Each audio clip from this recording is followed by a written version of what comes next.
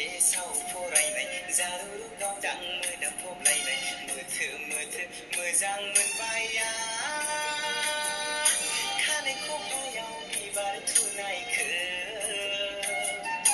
college गेटआव सौग्रावनाय बै जारुखौ फैयो नायनो कलेजाव